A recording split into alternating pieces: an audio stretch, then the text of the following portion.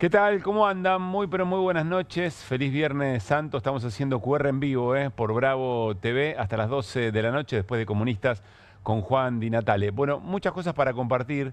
Vieron cómo son las cosas. Ya los viernes en la Argentina no son días tranquilos.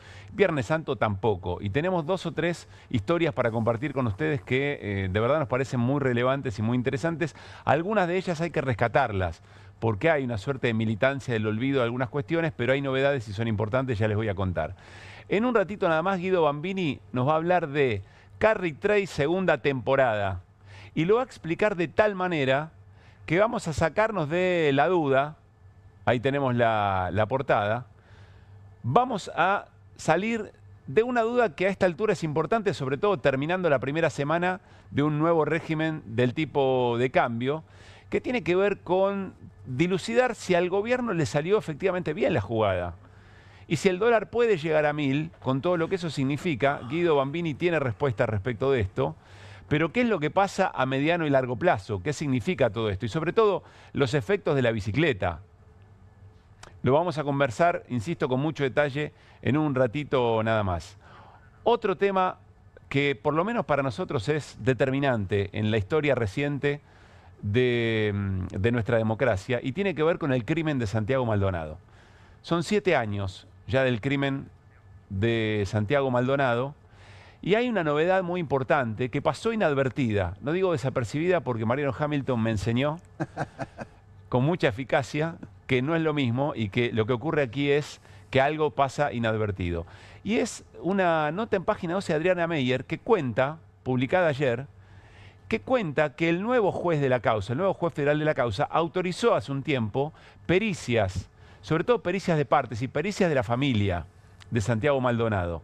Y esas nuevas pericias empiezan a arrojar resultados y es un médico veterinario el que trae una novedad muy importante. ¿Por qué médico veterinario? Bueno, porque lo que se estudió, como en muchos otros casos, fueron determinantes pericias que a alguien podía parecer que eran secundarias, estudiaba la fauna del lugar donde se encontró el cuerpo de Santiago Maldonado.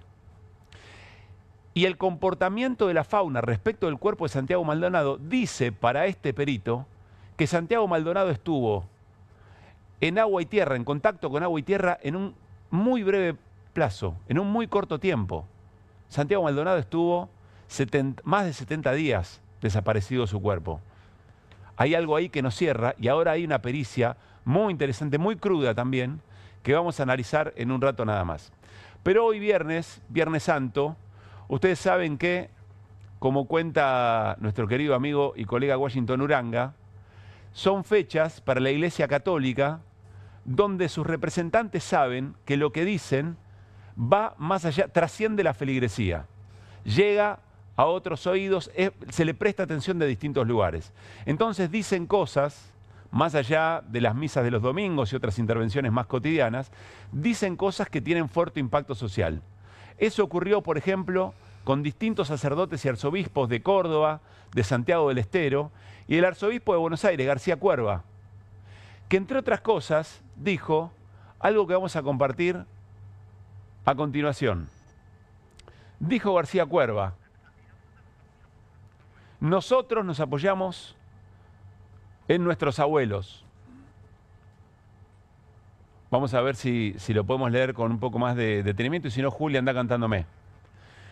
Nosotros nos apoyamos en ellos porque son nuestros abuelos, nuestros jubilados son nuestras raíces.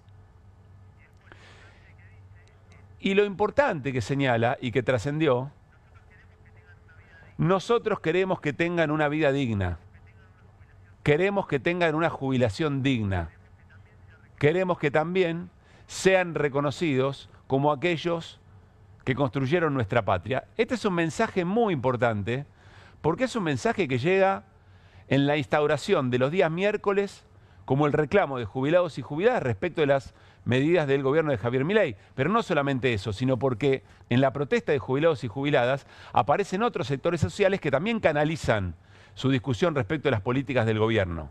Entonces no es un mensaje así nomás.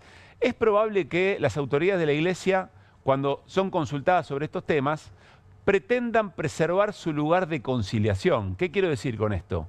Quiero decir que la Iglesia siempre resguarda su espacio como un lugar donde puede haber confluencia, en un lugar donde puede encontrar el diálogo.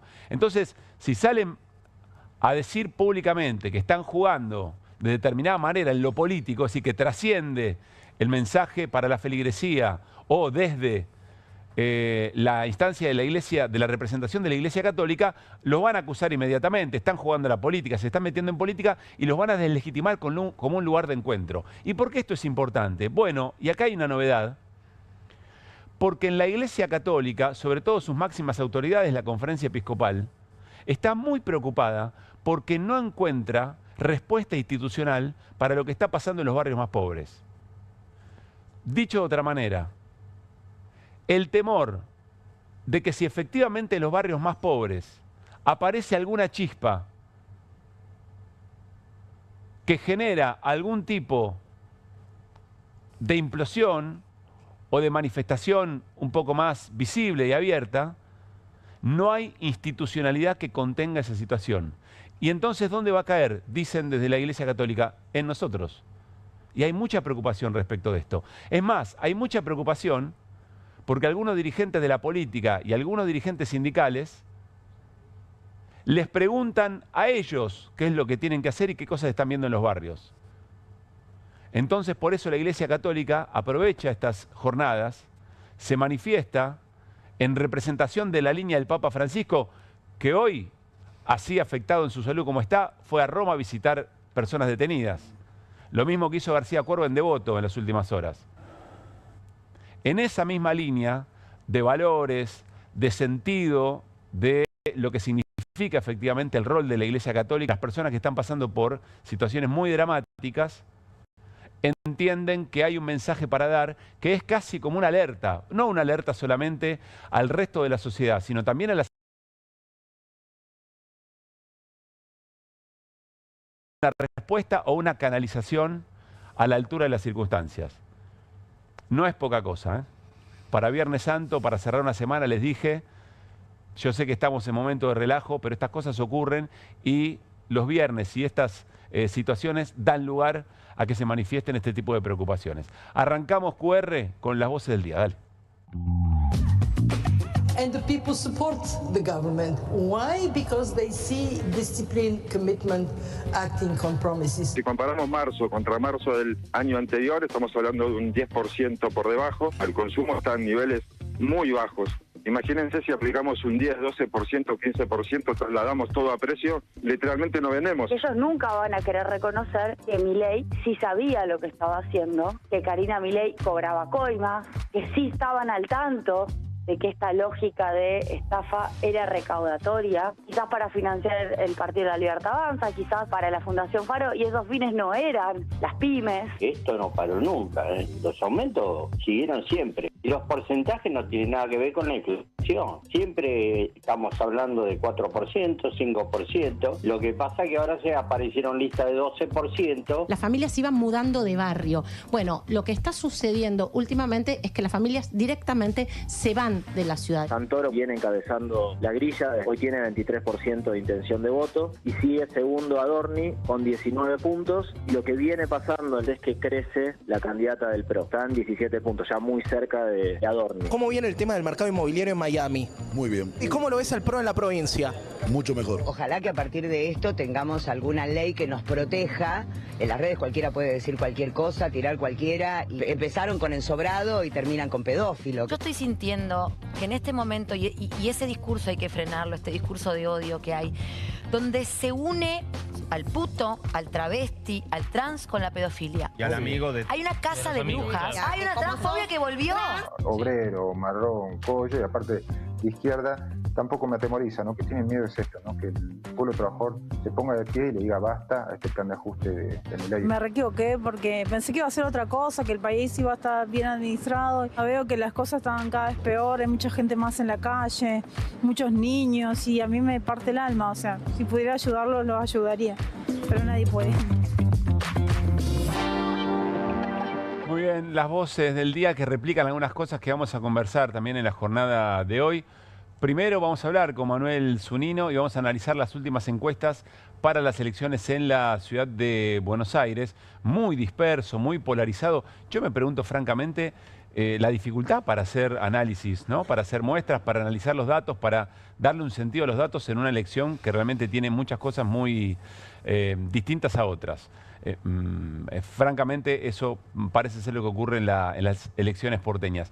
Y viene a charlar con nosotros Eduardo Valdés, diputado nacional. Vamos a conversar con Eduardo, entre otras cosas, por supuesto, el momento del peronismo, pero también cómo está observando a la Corte. ¿Está la Corte moviendo bajo presión para proscribir a Cristina Fernández de Kirchner? Lo vamos a conversar también en la segunda mitad del programa. ¿Cómo anda, Guido? Hola, Mariano. ¿Qué dicen? ¿Qué tal? ¿Cómo Buen va? viernes. ¿Cómo están? Fantástico. Muy Felices, santo todo. muy felices. ¿Muy santo todo para ustedes? No, yo mucha bolilla no le doy al asunto, pero sí, bueno, qué sé yo. Me gusta mucho tu remera. Los creyentes que No la la vi pasen hoy. fenómeno. Me Yo encanta no. tu remera. Sí. En el Diego, creo. Es Diego gambeteando a los Beatles, a Churchill, Está la reina Enrique por ahí, ¿no? VIII, la reina Isabel, Y Sherlock Holmes y No. Shakespeare. No Está es Bowie. Diego gambeteando, no es Bowie. Pensé que era Bowie, pero Bueno. es Sherlock. Es otra iglesia, es la iglesia maradoniana. Es esa. el gol de Diego a los ingleses en esta remera que me regaló el doctor Pablo Yonto. Ah, muy bien, le mandamos un gran abrazo. Cumplió años hace poco. Cumplió años Además, hace poco, cumplimos muy cerquita. Pasajero frecuente de 12 de abril. QR también. Muy bien. Claro, vos también. Yo Cumpliste y lo 14. celebraste acá. Bueno, arrancamos primer tema, Guido, y recuperamos la portada. Tiene que ver con La Bicicleta, segunda temporada. Ahí le estamos compartiendo. ¿Y qué características tiene o por qué hablamos de una segunda temporada del Carry Trade o bicicleta en español? Sí, la bicicleta financiera o Carry Trade, te diría, es el tercer capítulo de esta segunda temporada. Tercer capítulo Claro. de la segunda. Ah, muy bien. Claro, sí, segunda temporada porque es Caputo, ¿no? Reeditando. Ah, la primera tiene que ver. Ok. Exactamente. Y La ya primera van fue 3 capítulos. tercer capítulo porque tuviste en el inicio de la gestión de Javier Milei, post la devaluación, tuviste unos meses de Carry Trade, de esta bicicleta financiera que ahora vamos a explicar bien qué es, para que quede claro qué es, que se corta a mitad de año, cuando se empieza a disparar un poquito el dólar. Sí. Y recuerden que ahí sale Caputo y sale el equipo económico a decir, bueno, vamos a esterilizar pesos, vamos a sacar pesos del mercado, en realidad vamos a intervenir sobre el dólar. Básicamente era eso, para calmar el dólar.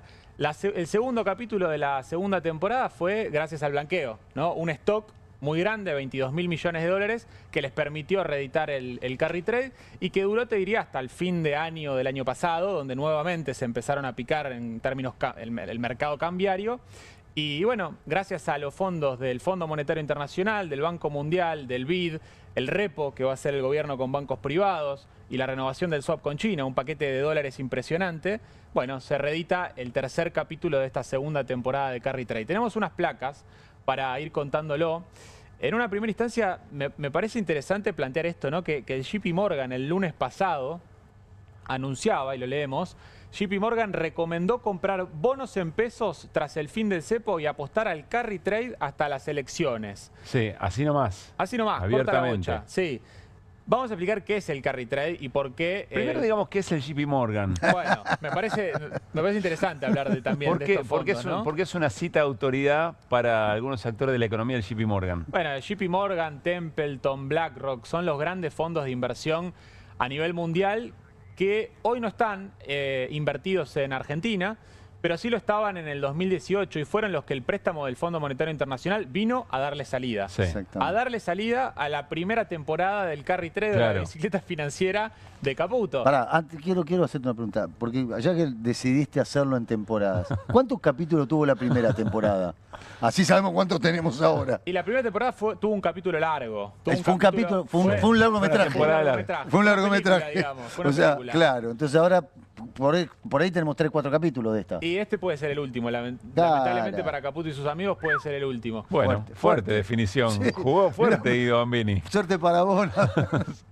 Bien. Me parece que puede durar, y es lo que estamos especulando, hasta las elecciones, Bueno. este nuevo periodo de Carry Trade. Ahora explicamos bien eso. Entonces JP Morgan es una voz autorizada para todos aquellos fondos especulativos y le dice, andate a pesos. Exactamente. Andá a jugar la tasa. Vamos a explicar qué es el carry trade. Tenemos la segunda placa. Dale. Básicamente, el carry trade es venir con dólares, con euros, con moneda dura, vender en algún país emergente, en la moneda local de ese país emergente, en este caso Argentina, pasar esos dólares a pesos, quedarse en pesos, hacer con un instrumento, con una letra, con un bono, hasta con un plazo fijo. Estos fondos no lo hacen con un plazo fijo, no lo hacen con un bono, con una letra. Claro. Instrumentos en pesos que te generan rendimientos en pesos, y después con el mismo tipo de cambio, o hasta un tipo de cambio menor, si es que baja, volver a comprar más cantidad de dólares con esos pesos y después salir.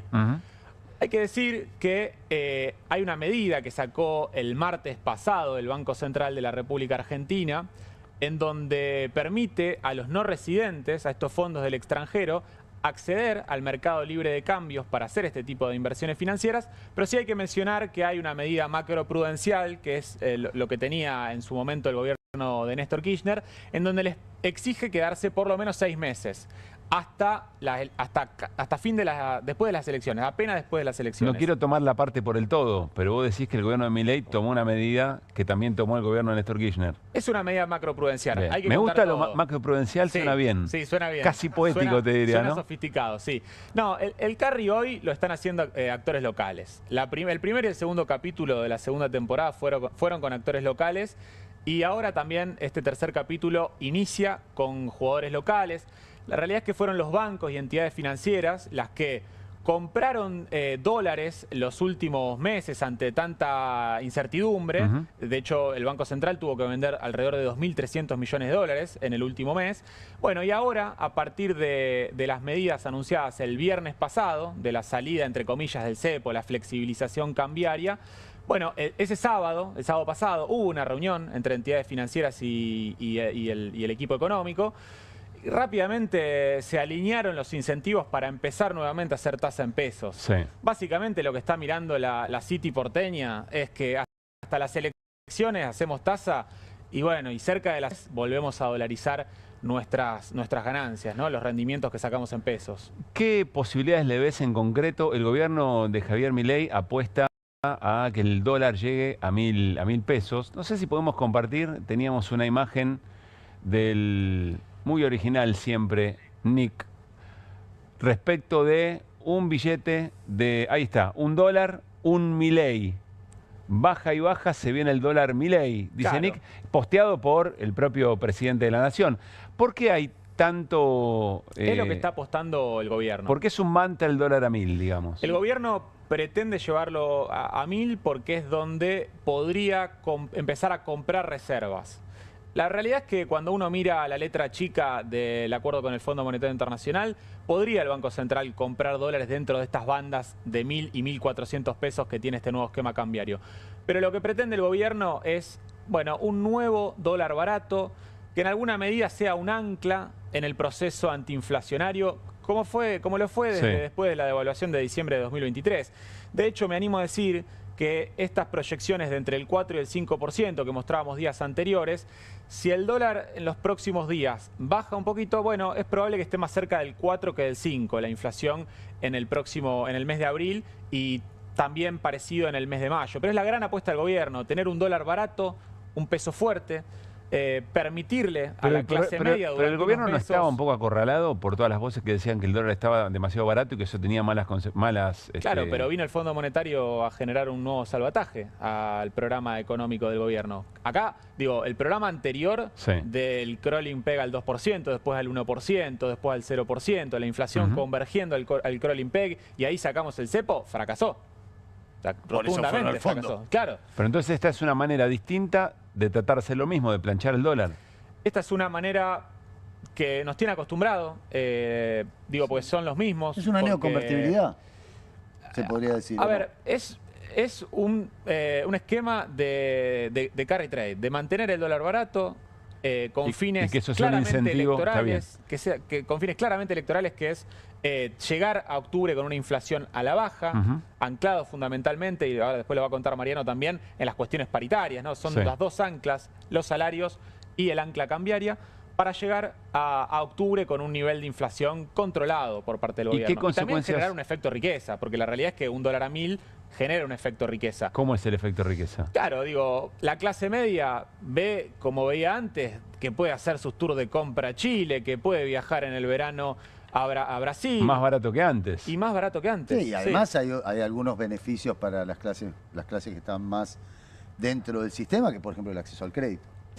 Eso no es una cuestión menor, digamos, ¿no? El problema Porque si vos podés acceder a un crédito para poder, por ejemplo, conseguir tu primera vivienda, siempre pero ahora esas si te cosas aumenta la tasa. No, bueno, pero ahora, si el dólar está anclado y la inflación está a la baja, eso podés llegar a... Sí, el gran problema es que en general no dura mucho tiempo esto. No, ya lo sabemos. En el pasado... Esto ya lo sabemos, pero claro, digo hoy. No es la primera vez. Digo, podemos hablar de otras temporadas con Martínez de Oz, con Mauricio Macri. Lorenzo Sigó, no lo dejes afuera Lorenzo Sigó, por los favor. últimos años de Alfonsín, también con Irruli y con Machinea. El Austral. Bueno, el problema es que tiene mecha corta y cuando todos quieren venir a tomar ganancia, a convertir esos pesos a dólares, es cuando empieza el problema. Exactamente. Empieza la corrida, empieza a subir el precio y bueno, si llega a 1.400 el tipo de cambio, el central va a tener que empezar a desprenderse de dólares que no son propios, que son alquilados. Y esa es la mecha corta de esta nueva reedición de esta bicicleta financiera. Es decir, que le permite al gobierno llegar a las elecciones con esta situación, pero que eventualmente va generando un problema aún mayor del que ya se tenía. Genera un problema mayor, sí, absolutamente. En el mediano plazo es un problema mayor. No es el qué, sino el cuándo. O sea, no es, lo que están haciendo ya lo sabemos. El tema es hasta cuándo dura. Que es la pregunta que siempre nos hacemos. Ahora, en medio de todo esto...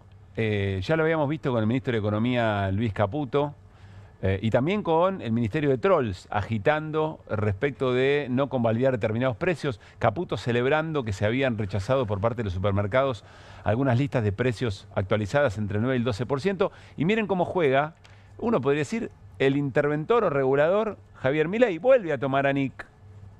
Hay un vínculo ahí, que habría que preguntarse hasta dónde llega. Si te aumentan el precio, no compres. Bueno. Si lo hacía Moreno esto, le daban 400 tapas. Yo siempre digo, olvídate Moreno, Feletti. Sí. Y ha ocurrido. Costa. Bueno, hasta Costa. Acá hay evidentemente algo para... Sí, están raros los monetaristas. Sí, ¿no? Y los liberales. Claro, decíamos el miércoles. Atención, Mache, los monetaristas más locos del mundo. Podría ser la próxima. ¿Por qué? Y decíamos hasta el miércoles que este gobierno planteaba que la inflación era en todo momento y en todo lugar un fenómeno monetario, producto del excedente de dinero. Bueno, estamos viendo con el tuit de Caputo, marcando a Unilever y a Molinos que tenían que bajar sus precios. Ahora lo vemos en el posteo en Instagram. Ahora hubo un apriete también a las prepagas. Bueno, y no es la primera vez. Recordemos el año pasado también, cuando se habían disparado los precios de las obras sociales. Pero esto nos lleva a otra situación que la dijiste recién, que el ancla en realidad, una tiene que ver con el tipo de cambio y el otra con que la gente no tenga plata para convalidar precios. Es decir, que el ajuste en realidad era parte del plan para bajar la inflación. Claramente. Y ahí es otra intervención que hace el gobierno en no homologar paritarias por encima del 1,5, 2%. Porque eso se te podría trasladar a precios. Claro. Pero, digo, es claramente... son precios relativos, ¿viste? Parece que no son precios relativos el tipo de cambio, los salarios. Y en esos precios relativos el gobierno interviene abiertamente. Bueno, hablando de cosas que se pueden comprar en el supermercado, vamos a inaugurar nueva sección. Viene tomando carrera esta sección y por fin hoy la inauguramos. Y es nuestra sección llamada Fideos de Albania, que es la manera de ir contándoles momento a momento, día a día, qué cosas muy extrañas encontramos en las góndolas de los supermercados en la Argentina.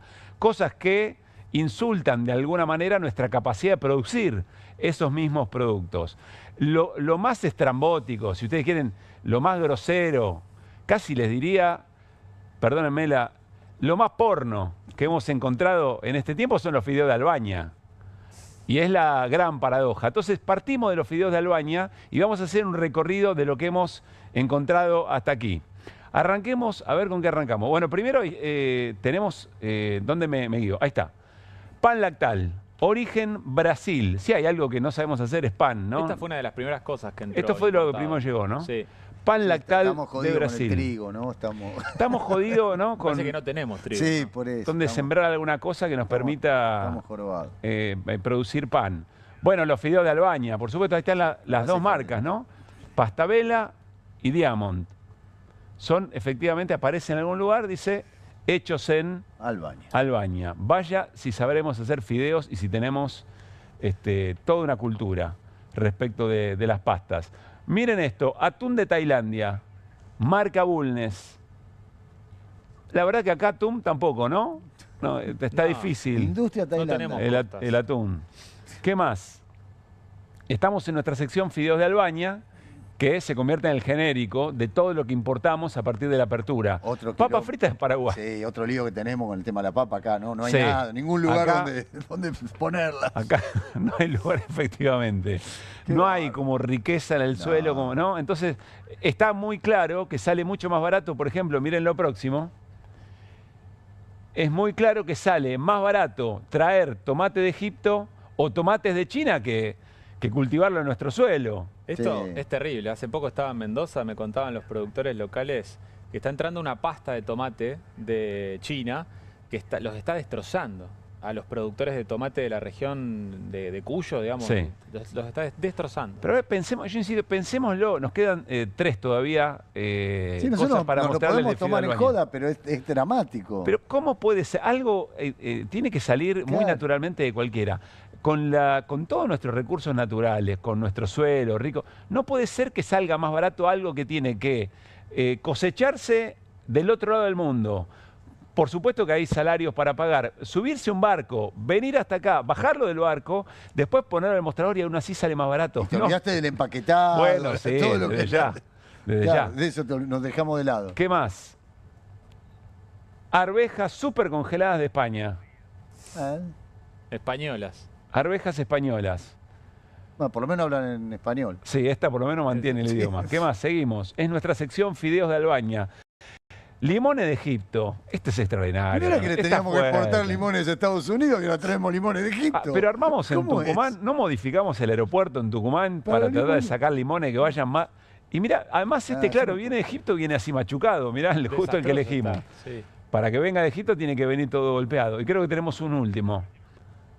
Manteca de Uruguay. Bueno, acá hay una marca a la que tenemos cierto afecto, pero el afecto es cuando vamos a Uruguay para tratar de comer producto con Aprole. Vos le tenés afecto. ¿Cómo? No, nada. No seas malo, no seas malo. Bueno, es tremendo, ¿eh? No, enumeremos algunas de las consecuencias que genera esto. ¿Qué son cuáles? Y pérdida de puestos de trabajo en Argentina, cierre de industrias. El otro día hacía el informe con datos de la Superintendencia de Riesgo de Trabajo. ¿Sabes cuántas empresas cerraron desde diciembre de 2023 a enero de 2025, que es el último dato? 13.000. 10% industriales. O sea, de las 13.000, 1.300 son industria manufacturera. Pérdida de puestos de trabajo, pérdida de industria y divisas. Todo lo que importamos. Claro. La balanza comercial en este contexto tan complicado, con metas en el Fondo Monetario Internacional, de acumulación de reservas. Bueno, la balanza comercial va a dar cada vez más negativa si seguimos importando todo lo que podemos producir acá. O dicho de otra manera, y corregime, Guido, si el truco para bajar la inflación es dejar sin laburo a la Argentina y perder divisas comprando productos que, bajando, digamos, las restricciones, bueno, de esa manera es bastante sencillo, ¿no? Sí, ¿cuál es la audacia política o el mérito político de bajar la inflación destruyendo empleo y generando peores salarios? Además es corto plazo, porque un banco central con reservas también es antiinflacionario. ¿Sí? Un banco central con espalda implica que hay menos posibilidad de devaluación y hay menos posibilidad de inflación en el mediano y en el largo plazo. Con esto vamos a tener cada vez menos reservas. Porque además tenés que pagarlo esto. Claro. O sea, pues si es un banco central con España, estás hablando de un modelo productivo que genere dólares. Claro, que genere dólares genuinos. No puede depender del gas, no puede depender solo del litio, no puede depender solo de los recursos naturales. No. O sea, no te va a alcanzar la nafta. De hecho, no alcanzó. Fuimos al Fondo Monetario Internacional. Claro. No alcanzó la nafta. Por los dos lados, tenés que generar valor agregado y exportar con mayor valor agregado, tenés que generar fideos y exportar fideos, y no tenés tenés que importar fideos de Albania, tenés que producirlos acá y justamente ahorrarte divisas. Cada vez que escucho esto me dan ganas de llorar, porque tengo muy presente estuve dando unos cursos sobre peronismo, el primer plan quinquenal y el segundo plan quinquenal del peronismo, y acá se hacían autos, se hacían aviones, se hacían tanques, se hacían armas, se hacían barcos. Teníamos una flota mercante que tenía 250 barcos, barcos de río, barcos de mar. ¿Dónde quedó todo eso, entendés? Sí, ese fue el primer ¿Dónde proceso quedó de sustitución todo eso? de importaciones del peronismo. Todo eso fue un desastre. Ahora, hicieron un desastre. Si efectivamente hay gente que necesita generar mano de obra en sus países, uno imagina que los países que tienen cierta soberanía política para decidir un proyecto productivo, necesitan también países que dejen entrar sus productos o eventualmente que solo le venda materia prima. Yo sé que no es una novedad, pero la División Internacional del Trabajo también existe y debe jugar. Y un organismo como el Fondo Monetario Internacional algún rol debe tener en eso, ¿no? Ni hablar. Sí, ni hablar. Bueno, que ese es el truco. Porque todos dicen, ¿cuál es el truco de pedir préstamos, pedir préstamos, pedir préstamos? El Fondo Monetario Internacional no le importa si le devuelven la plata o no le importa. Lo que importa es tener injerencia y manejar la política económica de la Argentina. O sea, y no le importa porque ahora Milei hace lo que el fondo quiere. Pero cuando venga un gobierno de otro signo político, si es que viene, va a estar condicionado. Trimestralmente, con metas fiscales, y ya te van a manejar metas fiscales, fiscales, por más que vos seas un gobierno peronista o de lo que fuera. Incluso si ganara el FIT, el Frente de Izquierda, o sea, va a estar bien. condicionado. Porque el fondo está acá. Si otro va a manejar el auto, pincharle todas las gomas y que lo único que no haga ruido sea la bocina. Exactamente. Ese es el truco, ese es el verdadero truco.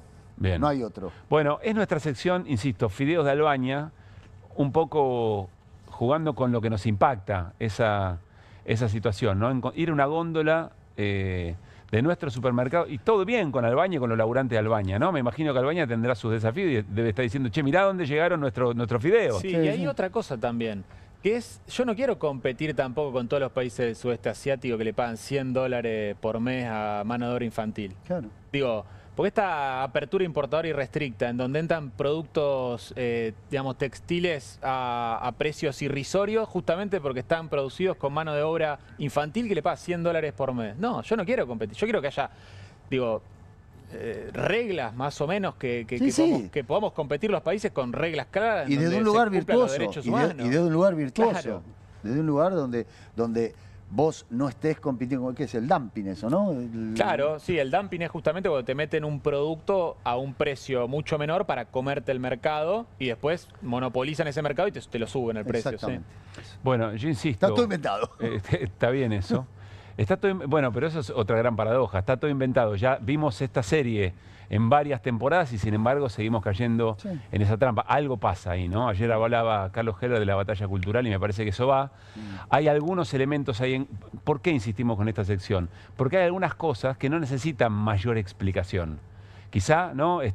En 140 caracteres nos podés explicar la teoría de la División Internacional del Trabajo o de qué manera la inflación se baja, pero con este tipo de costos. Ahora, cuando vos ves fideo de Albania en la góndola del supermercado, algo te hace ruido. Pienses como pienses y tengas, no sé, el interés por la discusión política que tengas. Sí, claro. Hay algo ahí que está pasando. Yo vuelvo una y otra vez con esto, ¿no? Manera de solucionar cosas como, por ejemplo, la inflación o algunos otros problemas que tenemos habitualmente, seguro que las hay. El desafío es con la gente adentro. El desafío es generando sociedades mucho más igualitarias. Porque si no, a largo plazo, ¿qué significa esto, Guido? A largo plazo seguimos con lo mismo. Digo, si apostamos a este tipo de modelos, en donde, digo, hoy en Argentina, los únicos que en estos 6 meses van a pasarla bien son quienes tienen la posibilidad de hacer carry trade. Y digo, un laburante de a pie, que los va a mostrar en un rato Mariano, ¿usted creen que puede hacer carry trade? Si no le alcanza para llegar a fin de mes, es imposible que pueda. No tiene dólares para vender esos dólares y pararse haciendo tasa de interés en pesos y esperar y especular y después de 6 meses hacer una ganancia en pesos.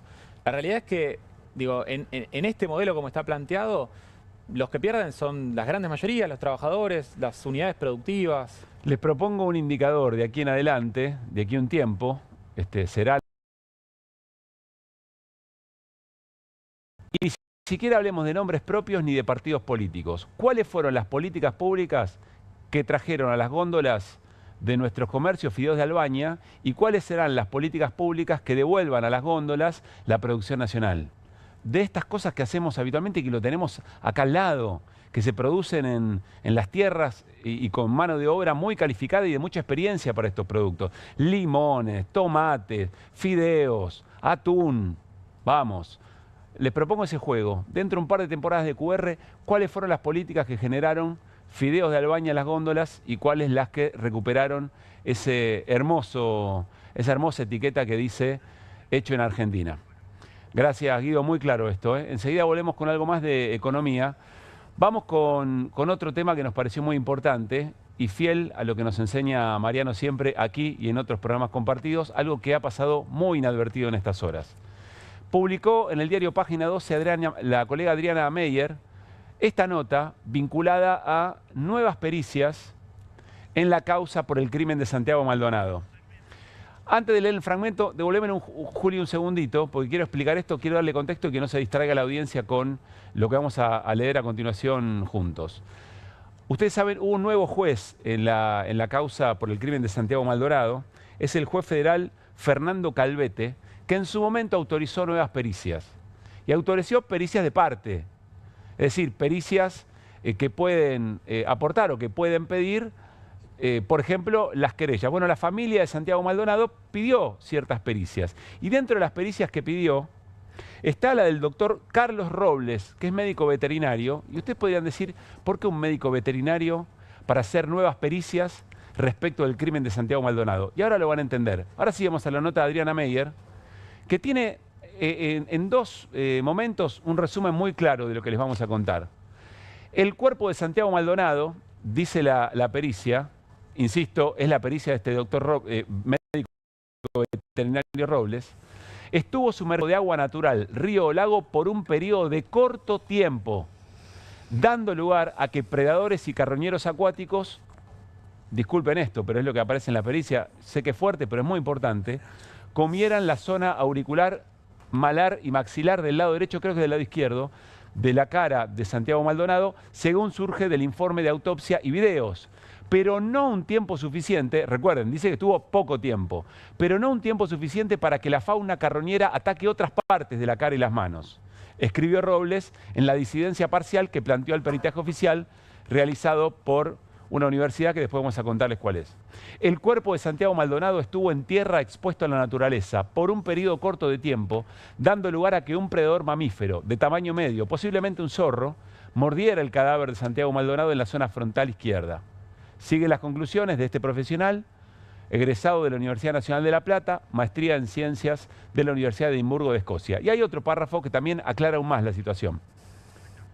Durante el tiempo que el cuerpo de Santiago Maldonado estuvo en tierra, sus ropas captaron pólenes de diferentes especies, entre ellas ciprés de la cordillera, que no está presente en el lugar de desaparición y posterior hallazgos del cuerpo sin vida de Santiago Maldonado, y curiosamente no captaron el polen de pinos, especie que está presente y en abundancia en el lugar antedicho.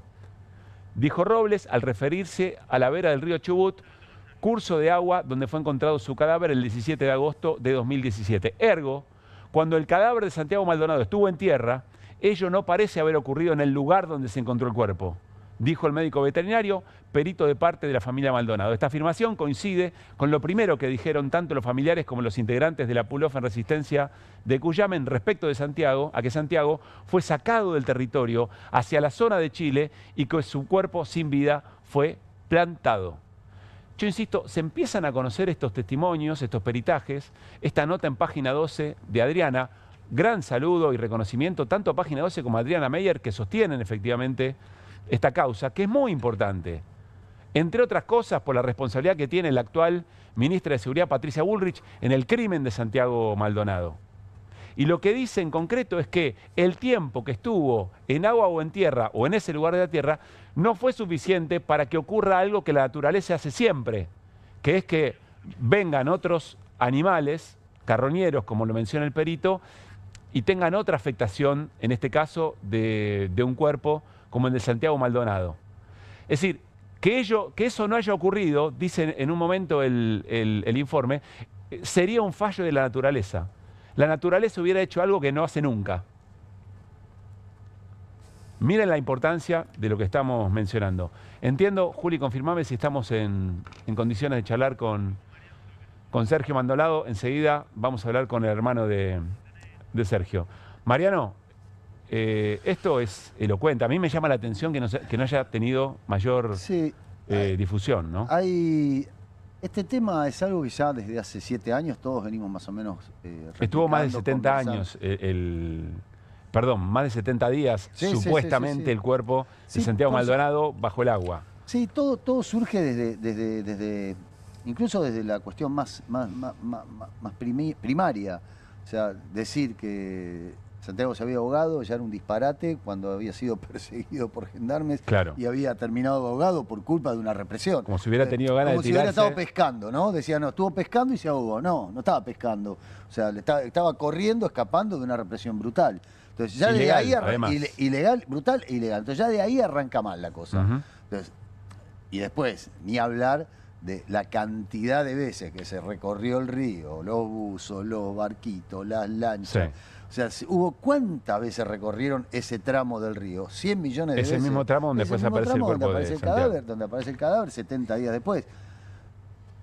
Uno dice, bueno, uno trata siempre como de tomarse de los hechos, decir, bueno, las teorías conspirativas hay que tratar de dejarlas de lado, pero claro, no es una teoría conspirativa, es 2 más 2, 4. Una cosa es eso, otra cosa es pelearse con la realidad. Exactamente, pelearse con la naturaleza. Insisto, este hecho, esto que vos estás contando, para mí es revelador. O sea, no hay mucha discusión, son hechos concretos, no hay interpretación, no es que estamos interpretando algo. Acá, ¿había un zorro que lastimó el cuerpo o no había un zorro? ¿Había polen o no había polen? ¿Y de dónde era? ¿Y de qué zona era? Claro. Está Sergio Maldonado para charlar con nosotros. Sergio, soy Pablo Caruso, todo el equipo de QR, te saludamos. Muy buenas noches, ¿cómo estás? Sergio, ¿nos escuchás bien? Hola, ¿qué tal, Pablo? ¿Qué tal? ¿Cómo están? Bien, gracias por este rato. La verdad estamos, a mí, bueno, se desconectó, ahora vamos a recuperar la conexión. Yo insisto, hay un tramo, no sé si podemos scrollear la nota completa de Adriana Meyer, pero hay un momento en el que, ¿estamos? ¿Sí? A ver, Sergio, ¿nos escucha bien? Sí, ahí volvió. Ahí estamos, muy bien. A ver, Sergio, a mí lo que me llama la atención no es lo que dice el informe pericial que cuenta Adriana Meyer en página 12. Lo que me llama la atención es que no haya generado la repercusión de QR, la ha generado cuando lo leímos, ¿no? Perdón, Pablo, sabes que se escucha muy entrecortado. Si se puede salir por teléfono. Dale, ahí recuperamos por teléfono. Cosas que dicen Dale, ahí recuperamos por teléfono. Interesante, sobre todo por... Sí, no sé, pasa algo, pero tengo buena señal y todo, pero sale muy entrecortado. Dale, ahí tratamos de recuperarlo, Sergio, y seguimos la charla por teléfono, que es lo que importa.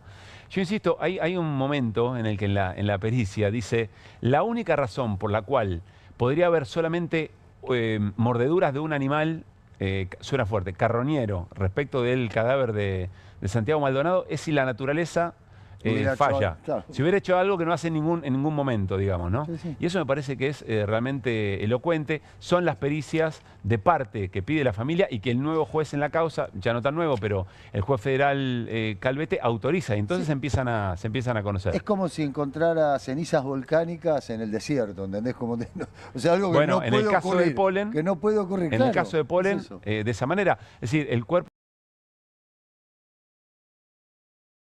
por la fauna de la zona, si hubiera estado, como dice la versión oficial, 70 días en ese lugar, y además de lo que dice Mariano, pasaron por ahí miles de veces y no se lo encontró. Entonces esto abona ¿qué hipótesis abona esto? Abona la hipótesis de que el cuerpo de Santiago Maldonado estuvo en otro lugar y después fue posicionado en ese lugar. A ver, Sergio, si ahora nos escuchamos bien, ¿cómo estás? Buenas noches. Sí, ¿qué tal, Pablo? Buenas noches. Mariano, ¿cómo están? Perdón que estaba complicada la comunicación. No, está muy bien. Lo que nos importa es que nos cuentes un poco cómo recibieron estas pericias. Y decíamos en el arranque, lo que nos sorprende es que haya tenido tan poca repercusión. Bueno, en realidad pasa eso, ¿no? Porque cuando se instaló aquel 20 de octubre, cuando sale el juez después de la morgue judicial, 2 días antes de las elecciones, diciendo no tiene signos de arrastre ni de violencia, y la causa es ahogamiento con ayuda de hipotermia, eso yo quedé instalado para que durante más de 7 años se venga repitiendo que se había dado solo. Claro. Digo, ¿no? Porque ahora lo estamos hablando nosotros. Salió Página 12, ustedes, hace unos días el Gato Silvestre, pero cada vez son menos las noticias que no tienen la misma intensidad con aquel se ahogó solo. Porque ahora esto ya no le interesa a nadie, salvo a unos pocos que quieren saber la verdad. Y esto se hizo una pericia en febrero en Olavarría. Sí. Y digo esto como después de 7 años y medio. ¿Por qué? Porque cuando en el 2019 nos presentamos en la Cámara de Apelaciones de Comodoro Rivadavia, nos hicieron dar toda una vuelta durante 5 años para volver a la misma Cámara y que nos dijeran ahí, bueno, tienen razón, hay que recusar al juez Geral, que era el segundo juez que estaba. Claro. Y a raíz de ahí, con el juez Calvete, que está en Ushuaia, digo esto para empezar a ver los kilómetros que seguimos recorriendo, que ahora recién el juez de Ushuaia hizo caso a todos los pedidos que veníamos haciendo de ampliación, y de hecho una fue la del polen, que salió hace un tiempo diciendo que el polen que tenía las ropas no coincidía con la cantidad de días que había estado en el agua, y era una perita del Estado, que fue puesta de la parte oficial, digamos, no es que fue un perito que nosotros pusimos. En este informe era directamente un perito veterinario por parte nuestra, que era la primera vez que teníamos acceso a poder presentar un perito, y de esa manera dictaminó, y todo el informe que fue haciendo es lo que ustedes estaban mencionando, o por lo menos lo poco que entendí ahí, que tiene que ver con que el cuerpo, básicamente, para ser claro, no estuvo los 78 días en el agua, ni tampoco estuvo en tierra.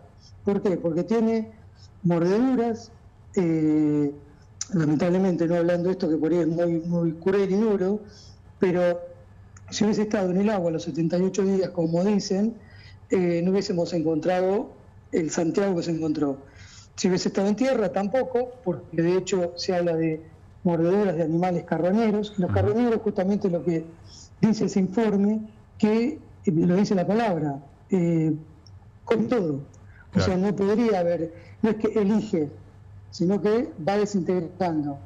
Y así es como relata en ese informe muchos detalles que por ahí son medios largos para estar explicando. Sí, Sergio, nosotros lo comentamos con sumo cuidado, pero es importante, lo que nos impactó es el lugar donde el informe dice, si esto hubiera ocurrido, si Santiago Maldonado hubiera estado, o el cuerpo de Santiago hubiera estado más de 70 días, o en agua o en tierra, lo que acá estamos viendo es que la naturaleza falló, es decir, que la naturaleza no hizo lo que hace siempre. Eso me parece que es muy claro.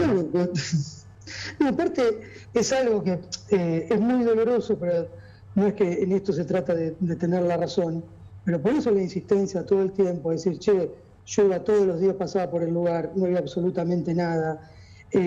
Los propios rastrillajes que hizo el Estado, no había absolutamente nada, y pronto te meten una persona en 50 centímetros de agua, inventando y diciendo que era Walt Disney, por eso se había conservado de la manera que lo había hecho, y que era imposible que hubiese resistido a ese lugar porque anteriormente el agua estaba muy plano, allá estaban caballos, de hecho la fauna que hay en el lugar hubiese actuado diferente. Claro. Y ahí es donde no cierran un montón de cosas que están en el informe oficial de la autopsia, con la cantidad de peritos que dijeron en su momento, que de hecho, voy a decirlo por no sé la cantidad de veces que lo repetí, que no son esa cantidad de peritos, sino que eran algunos, y eso también es una gran responsabilidad del equipo forense de la morgue judicial, que ahí, dando y diciendo cosas o de animales que participaron en la intervención, digamos, del cuerpo de mi hermano, no condice con el lugar que estaba. Claro. Mariano. Y a su vez, si le seguimos sumando un detalle clave, en el lugar está lleno de pinos. El polen, no había polen de pino. Claro. En el cuerpo. Sergio. O sea, es muy raro, sospechoso. Mariano quiere hacerte una pregunta. Sergio, ¿qué tal? Buenas noches. Sí. Mariano Hamilton. ¿Cómo andas, Mariano? Todo bien. Independientemente de la nota de Página 12 o de lo que nosotros podamos difundir aquí en QR o de lo que vos puedas ir manifestando, En lo fáctico, la causa, el expediente, ¿en qué punto está? Porque ahora el juez que toma este asunto y recibe este peritaje, ¿mueve algo o sigue todo parado, sigue todo como cuando vinimos de España? Bueno, de hecho, todo lo que se está haciendo ahora es lo que estaba pendiente del año 2018. Ahora, hay un montón de cosas que obviamente por una cuestión del tiempo no se van a poder hacer. Claro. Porque de hecho, el peritaje del DNI, eso se rompió la cadena de custodia y lo hizo el anterior juez. El juez sigue trabajando como si nada. No tiene una mala praxis por haber roto la cadena de custodia de un DNI. No sé en qué condiciones están mucho del expediente, que la verdad que no sabemos algunas partes si están todas, no está digitalizado, si están los billetes que en su momento había que peritar y no se hicieron. Hay un montón de cosas. Ahora hay un pedido de informe de el impacto de cuando se activa el teléfono de Santiago, que eso nunca se hizo. Entonces, se están haciendo cosas a destiempo y muy tarde, pero está como encaminado. Ahora, todo esto hay que recordar que el principal imputado, que es Emanuel Echazo, está viviendo en España. Claro.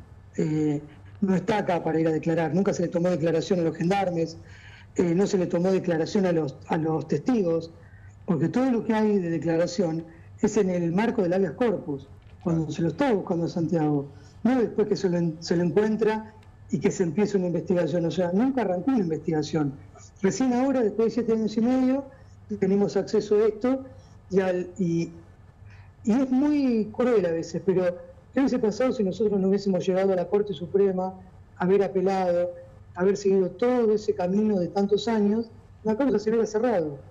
Que ahí es donde falla la justicia y el cansancio, porque como antes no tenía razón y ahora teníamos razón de que el juez no servía, si no cambió nada en todos esos años, estuvo la causa paralizada.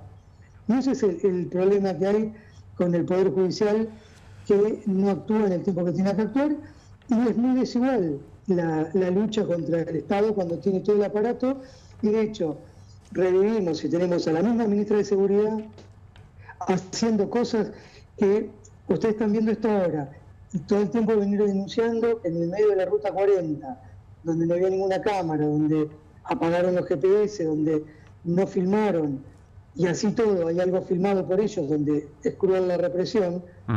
Todo el tiempo que tuvieron para hacer lo que se les antojó, y después pasa lo de Pablo Grillo, en el medio del Congreso, y te dice que falta que hubiese dicho que Pablo cabeció la bala del gendarme. Es un gendarme metido dentro de la Policía Federal. Pero todas las barbaridades que viene repitiendo Bullrich, pero con total impunidad, que si se hubiese avanzado en el tema judicial en aquella época cuando estaba Macri, hoy no tendremos a Patricia Bullrich envalentonada de la manera que está. Sergio, muchísimas gracias por este rato y quedamos, por supuesto, atentos a novedades. Abrazo grande. Bueno, muchísimas gracias por el espacio y gracias por estar ahí pendiente siempre. Y Verdad y Justicia por Santiago. Que estés muy bien. Abrazo grande. Bueno, Sergio Maldonado, a partir de estas novedades. Quiero darle la bienvenida ya a esta noche de QR a Eduardo Valdés y no separarlo de este tema. ¿Cómo te va, Eduardo? ¿Cómo va? Gracias por estar acá. Por favor. Y me alegra que se encuentren también con Mariano por otros motivos. Me manda algunos mensajes. Sí. Esencia de Mariano. Y sí, cuando lo vi, que su primer programa, le escribí un WhatsApp. Sí, yo también estoy muy contento de estar acá. Ahora puedo decir algunas cosas que antes no podía. Muy bien. Eduardo, esto último que reflexionaba Sergio Maldonado, si se hubiera hecho lo que se tenía que hacer en su momento, hoy la ministra de Seguridad podría ser Patricia Bullrich, lo cual nos lleva a pensar qué estructura y qué andamiaje tan pesado tiene que haber para que estas cosas que son tan claras, que vos las contamos entre personas que no entienden nada y lo entienden enseguida. Es lo mismo que los fideos de Albania, digamos, está mal. Hay algo que no falla, la naturaleza no puede fallar. Matarazzo cuando él hablaba de Albania. Claro. Que era una fábrica de juguetes que vino el golpe de Estado en el 55 y le obligó a cerrar a Matarazzo los juguetes más impresionantes de hojalata de la década del 40-50.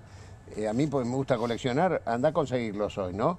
Y le obligaron a cerrar porque la Fundación Eva Perón repartía mucho de esos juguetes y se reconvirtió en los fideos Matarazzo.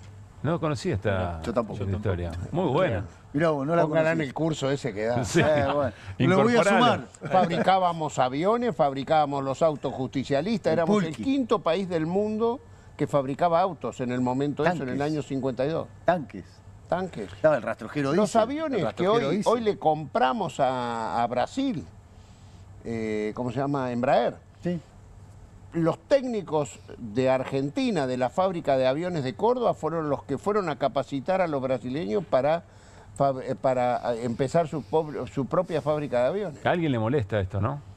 Bueno, vos sabés que en una de las exhibiciones que se hacen de los autos justicialistas, ¿no? El Club IAME, que aparte le mando un abrazo a los del Club IAME, mostraban que cuando se cierra IAME, que es la Instituto de Mecánica del Estado, es por una orden, no, cuando se deja de fabricar el rastrojero y se cierra IAME, es por una orden de Martínez de Hoz, Ford, en aquel momento, para que Martínez de Hoz, antes de ser ministro de Economía, era director de Ford Motor Argentina. Y se cierra los rastrojeros porque el chacarero, el productor pequeño, que eran muchos más, usaba el rastrojero para trabajar en el campo y con eso lo obligaron a comprar la F100, que era la camioneta que venía en precio, quizás mucho más alta, pero a la que podían acceder ese pequeño rastrojero diésel. Trabajador rural. Te agrego algo más. ¿Sabes cómo empieza el rastrojero en la Argentina? ¿Por qué se hace el rastrojero?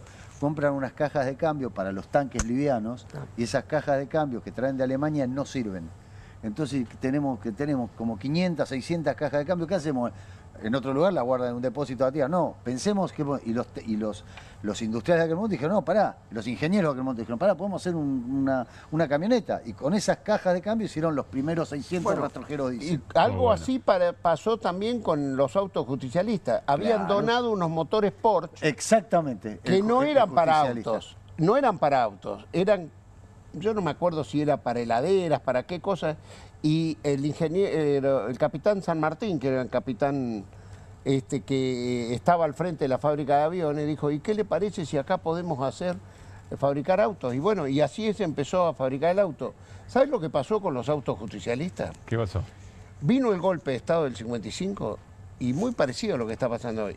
El delito era producir autos. Entonces, los autos que no habían sido patentados hasta ahora, que los habían entregado a las concesionarias, pero el concesionario todavía no le había entregado, no pudieron llamarse más justicialistas y los tuvieron que reconvertir. O sea, no se fabricaban más, pero había como 100 autos que todavía le tuvieron que llamar Graciela. ¿Vos sabés que hay autos justicialistas que se llaman Graciela? Porque les prohibían... Porque la palabra justicialista estaba prohibida. Por decreto. No, bueno, hoy pasan cosas parecidas. Cuando cierran el Centro Cultural Kirchner, porque le cambian el nombre, los que le molesta, yo digo, ¿por qué no hacen otro igual? A ver, cuando yo estudiaba historia en las torres de Keops, Kefren y Miserino, era el que las hacía, llevaba su nombre, era un honor al que había hecho esa obra extraordinaria. ¿Por qué? El Centro Cultural, si fue una de las grandes obras que Macri quiso cerrarlo y después chapeaba, hizo las grandes cumbres en el Centro Cultural Kirchner. ¿Por qué le tuvieron que cambiar el nombre? ¿Por qué esa versión? ¿Y por qué no hacen otro igual?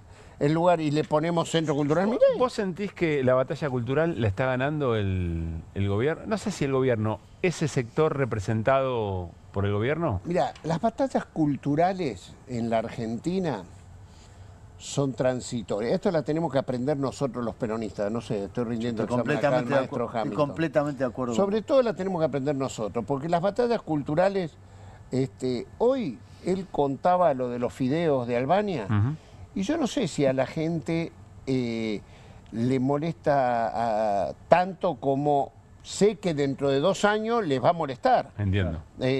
Porque hay un momento en el cual se dan... O sea, pero ya nos pasó esto. La batalla cultural es una noticia en desarrollo, siempre está dada.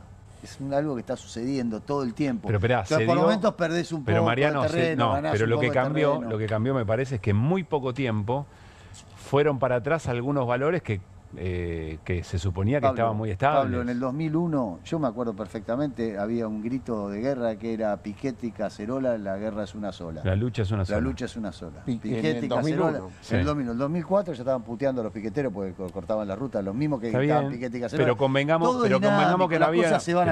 no había una tradición en ese sentido. Fue un momento. Ahora, hay otros valores que... Bueno, uno de los grandes valores que le reconocen a Néstor Kirchner en el 2004, él asume en el 2003, ¿no? Sí, fue reconvertir. La gente estaba en la calle porque no tenía trabajo y peleaba por dignidad de vida. Había que...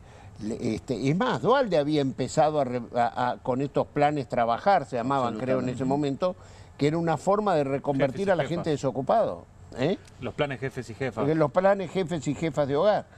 Y la cultura, hablando de culturalmente, hoy eso lo ve mal, pero el origen fue la caída de la Argentina. A ver, vamos, o sea, si vos pensás en toda la sociedad, el gran problema que había en el 2003, 2004, era la gente que estaba en las calles pidiendo que le devolvieran sus ahorros y pidiendo comer. Yo me acuerdo que había un censo que hace la Universidad General Sarmiento y la Universidad de Lanús, universidades del conurbano, sobre quiénes eran los que ingresaban a la ciudad de Buenos Aires para hurgar en los residuos. Ahí lo conocí a Grabois, tenía 18 años. Él, yo era legislador de la ciudad. Vos sabés que había 122.000 personas, familias, pues eran familias, porque venía con la mujer y con el hijo, o la madre y los hijos, si no tenía jefe de hogar, varón, 122.000 familias o personas que hurgaban en los residuos un método de subsistencia de vida. El promedio de cirujeo de la ciudad de Buenos Aires eran 5.000 personas. En ese momento, y lo extraordinario de ese censo de estas dos universidades, era que decían los oficios que tenían estos 122.000 que venían, sobre todo en el tren blanco, se le llamaba así, era un tren que venía de José León Suárez hacia la ciudad de Buenos Aires, que el propio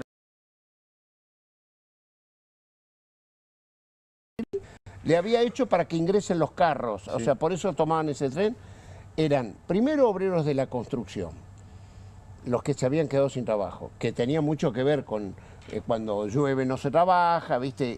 Y se había caído la construcción. El segundo eran textiles y el tercero eran gastronómicos. ¿Sabes cómo está pasando hoy parecido a eso? Cuando la Argentina que descubrimos en el 2001, esto, por eso, pre-Kirchner, no Duhalde, Chiche Duhalde yendo a Tucumán con los chicos con las panzas infladas.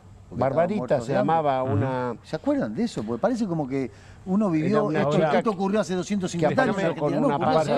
Déjame preguntarte, ahora te voy a preguntar si crees que la Corte la va a proscribir a Cristina. Espera, que te pero quiero quedarme acá, porque yo entiendo recuperar al peronismo desde sus logros más importantes, incluso el último tiempo. Déjame preguntarte, ¿sentís que el peronismo ahora está a la altura? ¿Es un momento en el que el peronismo está a la altura de una confrontación de ideas con el actual gobierno, de construcción de programa, de construcción de una alternativa, de buena interpelación respecto a la sociedad?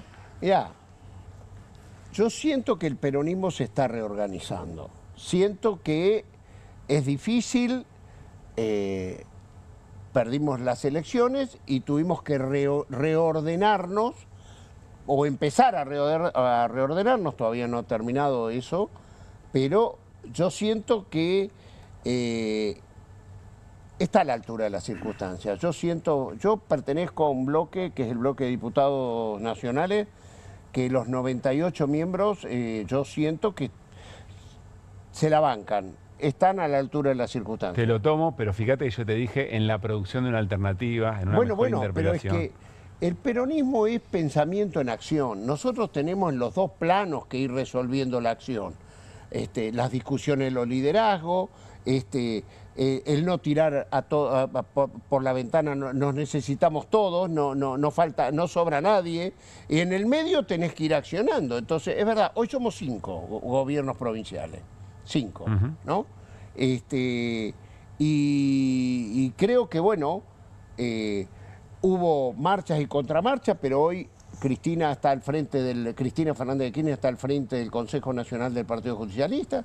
Yo tenía una visión distinta, pero la cuestión sucedió y ya ahora creo que la clave de los gobernadores, los diputados, los senadores, creo que, como digo, el pensamiento en acción está tratando de resurgir. Y hoy ningún analista político deja de ver que el peronismo sigue siendo alternativa política. Sigue siendo, o sea, somos la principal fuerza de oposición. No te voy a preguntar por Estamos por ganar la Ciudad de Buenos Aires, estamos hurgando cómo terminamos en la provincia de Buenos Aires para hacer alternativa. No te voy a preguntar, Eduardo, por táctica electoral, porque me parece que está claro que esa no es la discusión de fondo. ¿Cuál es la discusión de fondo No es hoy? táctica electoral. Bueno, la estrategia electoral. Lucha por el poder. ¿Cuál es la discusión de fondo hoy en el peronismo? ¿Qué es lo que está discutiendo el peronismo para que cuando se salde esa discusión termine surgiendo aquello de no pelean, se reproducen? No, pero yo creo... Justo le tocó el de Irina, mira, pobre Eduardo. No. Viste, en el 83 el peronismo pierde las elecciones, Luder, frente a... En el 85 fue esta discusión que estamos teniendo hoy. Yo siento tan parecido el 85, el cómo seguimos, el cómo la reconstrucción. Cómo nos relacionamos con la sociedad frente a las nuevas demandas de la sociedad. Porque la demanda del 83 no fue igual a la del 85. ¿Eso es lo que se está discutiendo ahora? Claro. Yo creo que sí. ¿No los liderazgos? No. También se discuten los liderazgos. Pero fundamentalmente es como... yo siento que Kicillof expresa... él dice, ¿cómo se llaman? Nuevas canciones. Nuevas melodías. Pero nuevas melodías, pero a su vez escucho a Cristina los otros días en la Universidad de Buenos Aires ese discurso de educación, y es el discurso, para mí, uno de los discursos más profundos que ha dicho cualquier líder político sobre el tema de educación y lo que hay que hacer en este tiempo. A mí me parece, yo no lo miro... Está claro que la discusión no es programática. Bueno, pero vos me hablaste de lo programático. No, pero te estoy preguntando, te pregunté qué es lo que se está discutiendo de fondo. Programático no es. Bueno, pero en el 85 cuando se discutía Cafiero o Menem, se discutían líderes también, porque los liderazgos son también los que después devienen en la acción política. O sea, hoy estás discutiendo liderazgo. Yo creo que el liderazgo no se está discutiendo, pero en términos bastante yo igual creo, bastante razonables para lo que podría llegar a ser el peronismo, bastante razonables, porque fíjate que no hay ruptura, no hay garrochas que saltan de un lado para otro, por lo menos en diputados, Pablo, y los líderes principales no está ocurriendo esto. Yo siento que por encima, es verdad, que por encima de las burbujas que mediáticas, siento que en la unidad está nuestra fortaleza, lo digo francamente. No lo creo, y milito. Los otros días tuiteé cuando vi que encontraron a la luz pública en la legislatura de la provincia de Buenos Aires. Sí, sacan sucedieron cosas que vinculaban la unidad. Felicito a Verónica Magario, todo mi respeto, porque en esas conductas está al menos mi valoración. ¿Viste? Yo no soy de los que creen que en la trinchera está a mí no me parece bien. Hoy creo que el que tenemos enfrente es Milei, no el compañero con el cual compartimos nuestra vida política en los últimos 30 años. Sí. Yo no lo creo eso. ¿Te enoja cuando escuchás declaraciones muy, muy fuertes? Me enojo, y como no me callo, también me pasa como con el juego de la Oca, retroceda 60 casilleros y después vuelvo, porque no me callo. Y vuelvo y soy molesto, pero molesto para los dos. Sí, bueno, pero a esta edad. Y no te referís a declaraciones... Mariano.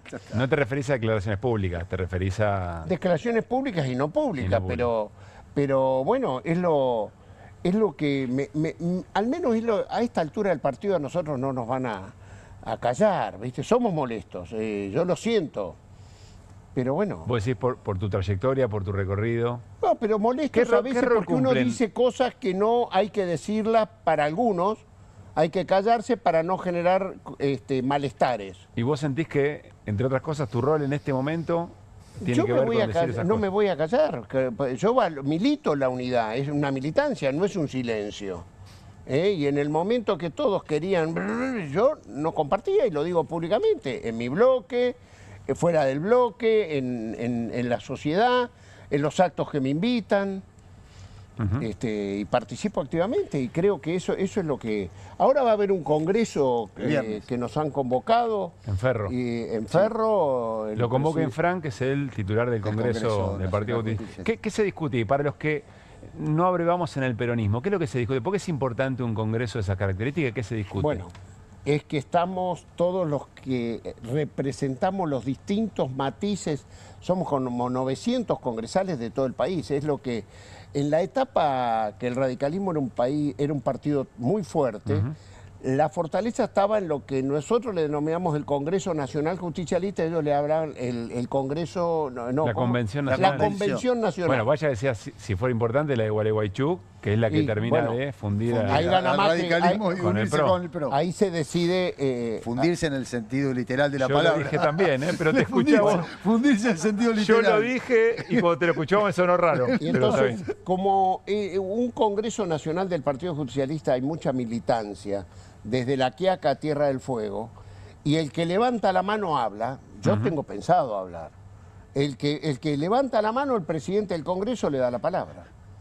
Y yo creo que lo rico sería que haya muchos expositores y que no vengamos enroscados, que digamos lo que sentimos. Y ojalá la unidad sea la bandera que triunfe en ese Congreso. Y es muy importante las presencias. O sea, ¿quién legitima? Claro, es muy importante eso, por eso lo que dice Eduardo es trascendente. Ojalá lo que tendría que suceder si tuviéramos estuviéramos avanzando hacia una situación de unidad es que ahí deberían estar todos los líderes y todos los representantes de todos los espacios. Y cuando digo de todos los espacios, incluso la presidenta del Partido Justicialista. Aparte, discúlpenme. Que no se sabe no se sabe todavía. Voy a tener el orgullo de saludar a Gildo Infran, que es el presidente del Congreso Nacional del Partido Justicialista, que acaba de la semana pasada de triunfar en Clorinda por el 80% de los votos, y toda la oposición estuvo en un solo, hicieron un solo lema o una sola lista, la Unión eran Democrática y verdes, digamos. La Unión Democrática era. Exactamente. Y nadie salió a decir que 80% de los votos, Gildo Infran. Déjame, Clorinda. Insisto que te quiero preguntar sobre la Corte y lo que puede pasar con Cristina. Esta foto con la que la producción insiste incansablemente que Qué tenés... linda foto. Quiero preguntarte seriamente, te quiero preguntar. Pero yo lo digo en serio. No, ya sé. ¿Es una aspiración legítima o a esta altura del partido es una ingenuidad? Digo ingenuidad para no desconocer que hay posiciones distintas y la validación de una discusión política, son mala palabra. Es una ingenuidad a esta altura y en realidad lo que hay que hacer es comprender un poco mejor que lo que se discute, o efectivamente es un alelo legítimo de quienes militan al kirchnerismo. Esa foto es el anhelo del 90% de Unión por la Patria, mucho más que el justicialismo. Yo creo que es un gran anhelo. Y a mí me gusta que sea así y que se discutan las cosas y que se resuelvan en una mesa, y si en la mesa que se expresen las diferencias dentro de el mismo espacio político común. ¿La Corte crees que va a proscribir a Cristina? Bueno, yo no creo, porque creo en la inocencia de Cristina Fernández de Kirchner. Quiero decir, en la causa vialidad, si me permiten 3 minutos, en la causa vialidad, el juez Ercolini, que es el juez de primera instancia, es el mismo juez que en el año 2008 desestima esa misma denuncia y dice que no corresponde que él la juzgue y la manda a la provincia de Santa Cruz, porque decía que era una causa de justicia provincial. La justicia provincial la sobreseyó a los acusados en primera instancia, en segunda instancia y el Superior Tribunal. Cerró la causa, cosa juzgada. ¿Qué pasó en el año 2016? Cambia el gobierno, asume Mauricio Macri y en Vialidad Nacional ponen a Iguacel, ¿no? Javier Iguacel. Javier Iguacel, que manda a un grupo de técnicos de vialidad a hacer una pericia sobre las obras realizadas específicamente por Lázaro Báez. El informe técnico, todo lo que estoy diciendo lo pueden hurgar en el expediente. El informe técnico de los peritos fue que las obras fueron realizadas, que fueron ejecutadas y que no tenían sobreprecio. Ese es el informe que figura en la propia auditoría de Javier Iguacel. Sí. Increíblemente, el juez Ercolini toma eso y decide reabrir la causa. Una cosa increíble.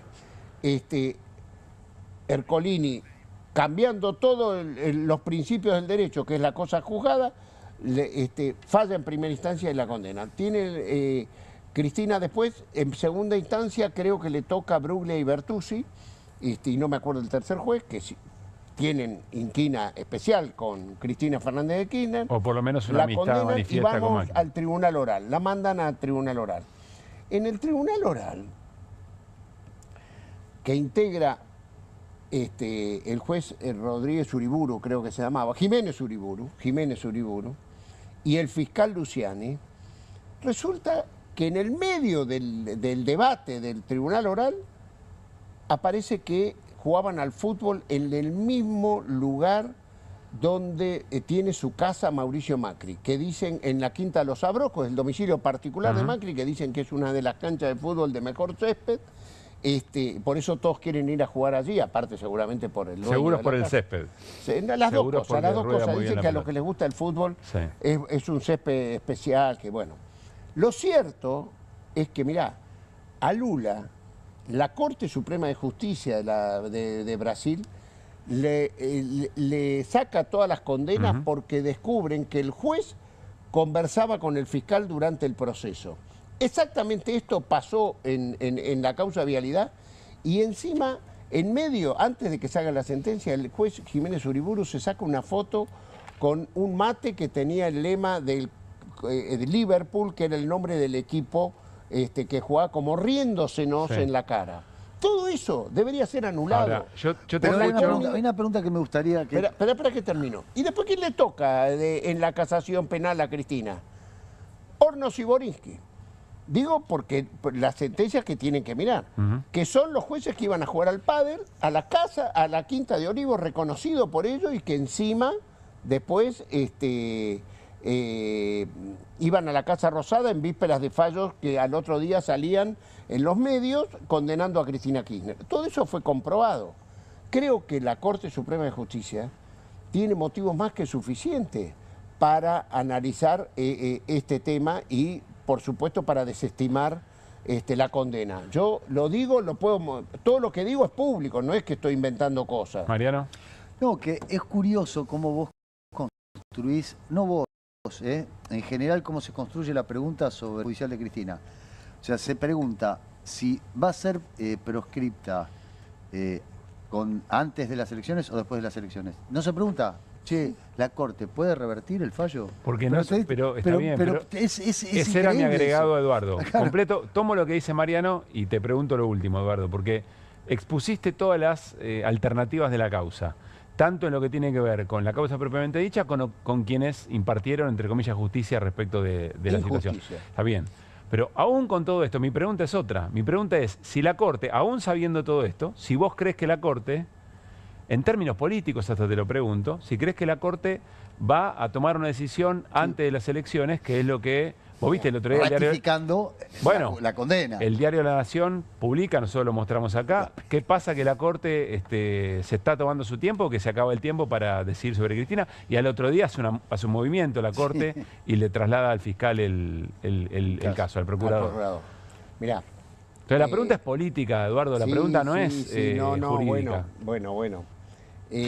Yo primero soy abogado y quiero decir que todo abogado aspira a realizar el valor justicia. Si yo no creyera en la justicia, le diría a Cristina Kirchner, no, hacela de Pepín Rodríguez Simón y profugate, cosa que ella no quiso hacer, no lo hizo y hasta el día de hoy está derecho. Entonces, yo quiero creer que la Corte Suprema de Justicia, hay 18, creo, quejas de distintos actores, que va a mirar esas quejas. Es verdad que le dio vista al procurador. Hay algunos que están acostumbrados que de las tapas de los diarios condicionan a los jueces para que lleven adelante lo que ellos quieren. Bueno, es la Corte Suprema de Justicia. Es esta Corte Suprema de Justicia. Está bien, pero yo tengo la obligación de todavía creer que hay una instancia de revisión de lo que yo acabo de contar, que me parece la injusticia. Entonces, déjame por lo menos tener esa esperanza, porque lo que siento, hoy vi el título de alguno de los diarios, ya no me acuerdo de cuál, que decía, hasta el 27 de agosto la Corte tiene que faltar antes del 27 de agosto que se cierren las listas, que es el 27 era 17 de agosto, porque ese día Cristina no puede ser candidata. Pero eso es lo que no hay que hacer. Está dado que la Corte va a fallar ratificando la condena. Eso es lo que a mí me vuelve loco. O sea, vos decís, ¿por qué estamos pensando? Antes o después es lo mismo. Claro, porque acaba de decir Eduardo, a Lula le dieron vuelta a la sentencia porque Moro hablaba con el fiscal. Se descubrió que Moro hablaba, la Corte dijo, esto no está... No solo hablaban, jugaban en el mismo equipo acá. Acá tuvieron que investigar. Acá Luciani y Jiménez Uriburu jugaban en el mismo equipo. Eduardo, gracias por haber venido, que se repita. No, por favor. Y el próximo micrófono va a estar más ajustado. bueno, pero no sé cómo anduvo, ¿se escuchó? Sí, muy bien. Gracias, Eduardo. Nombraste 2 veces Ercolini, ¿eh? Ojo. No, mirá que acá si querías nombrar a Cunio Libarona se puede, ¿eh? Sí. Te aviso, ¿no? Porque por ahí... ahora entiendo. Y podés venir también. Nos vamos a la tanda. Quiero prometerles 2 cosas para lo que resta de QR. Primero vamos a hablar y a ver encuestas respecto de las elecciones en la Ciudad de Buenos Aires. Recién Eduardo Valdés decía promisorias para el peronismo. Hay preguntas, ¿no? Para hacerse sobre qué es lo que se está viendo la foto de hoy. El 18 de mayo son las elecciones. Y después retomamos una sana costumbre en QR, que es el repaso federal de informaciones que tienen que ver con cosas que estamos discutiendo todos los días y cómo impactan en distintos lugares de nuestro país. Pausa y estamos.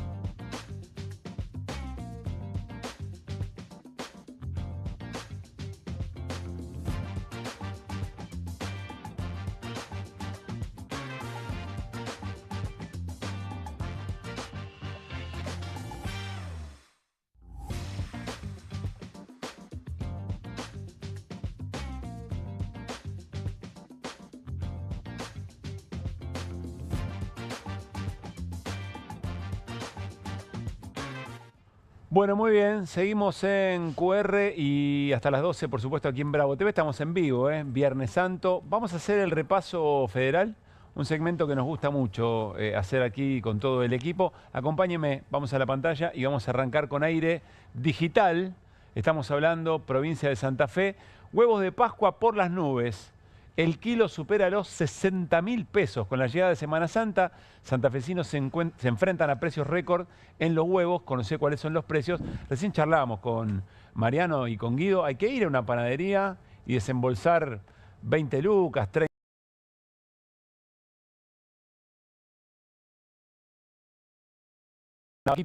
Murra y las Pascuas. No, son huevos realmente muy, pero muy caros. Seguimos, esto era Santa Fe. Nos vamos a la provincia de Córdoba. La Voz, agromaquinaria agrícola. Faltan más reformas. Fabricantes de Córdoba en contra del ingreso al país de maquinaria agrícola importada. Algo, Guido, que veníamos hablando que vamos a mencionar. Esto es terrible, Pablo. Sí, esta es la eliminación del certificado de importación de bienes usados. Te puede entrar cualquier máquina usada. Cosechadoras, tractores, sembradoras. Parecido a lo de Fideo de Albaña, es decir, cosas que se fabrican. De capital. Bueno, conviene de capital. Abel Furlan, que es el secretario general de la UOM, dijo: había expectativas con vaca muerta para nuestras empresas metalúrgicas, pero abrió una importación de toda la maquinaria nueva y usada y ya estamos otra vez atrás. Bueno, para las empresas locales, la falta de competitividad que hoy tiene la actividad hace que los costos argentinos sean 25% mayor al resto de los países. La Voz en la provincia de Córdoba. ¿Qué más? Río Gallegos, la opinión austral, canasta básica. Vivir en Río Gallegos o Caleta Olivia cuesta 30% más que en Buenos Aires.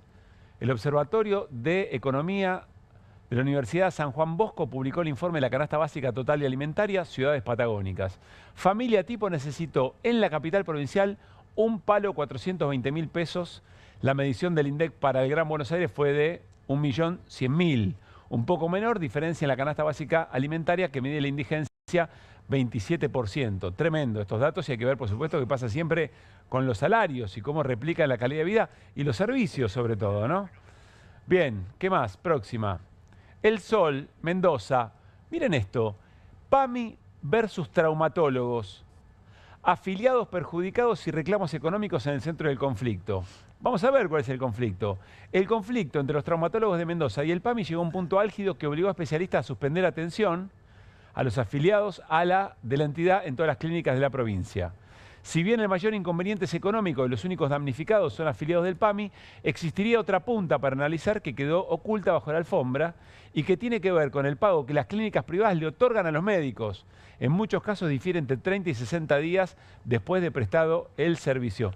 Yo diría, esto en Mendoza, pero seguramente se da en muchas otras instancias. En definitiva, termina poniendo muy arriba de la mesa que el sistema de salud tiene mucho más que ver con lo comercial que con un bien comercial con el bien social, que es el punto, digamos. No tendría que ser una cuestión económica la que defina efectivamente la atención, pero está ocurriendo. Igual el título es engañoso, ¿no? Porque PAMI versus traumatólogos, en realidad lo que hay que decir es que la clínica privada no le están pagando a los traumatólogos, Claro. Entonces por eso no atienden PAMI.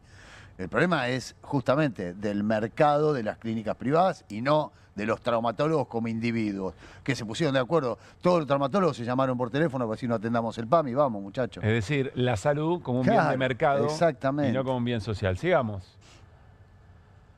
Nos vamos a Verte en Vivo, en Olavarría. Cierra la fábrica de bolsas Fabi en Hinojo.